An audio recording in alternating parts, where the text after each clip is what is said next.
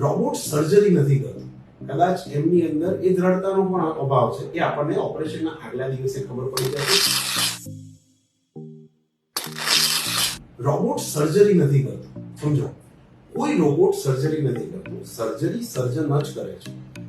Robot એક એરરલેસ, એટલે દરેક જગ્યા ઉપર, ફોર એક્ઝામ્પલ એવા પણ સર્જનો છે કે જે સર્જનો ઉંમરની અંદર ખૂબ મોટા છે, કદાચ એમની અંદર ફિઝિકલ સ્ટ્રેન્થ અથવા તો અમુક વસ્તુઓનો અભાવ છે, કદાચ એમની અંદર એ દ્રઢતાનો પણ અભાવ છે, તો એના કારણે અમુક એરર રહેવાના ચાન્સીસ છે.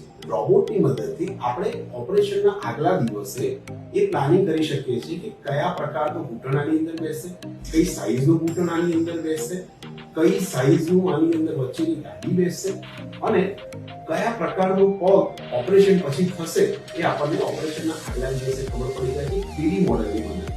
એટલે કોઈ પ્રકારની એરર એની અંદર રહેતી નથી. રોબોટ સર્જરી નથી કરતો, પણ જે પ્લાનિંગ કરેલું છે એના એક્ઝિક્યુશનની અંદર એ સર્જનને સર્જરી દરમિયાન મદદ કરે છે.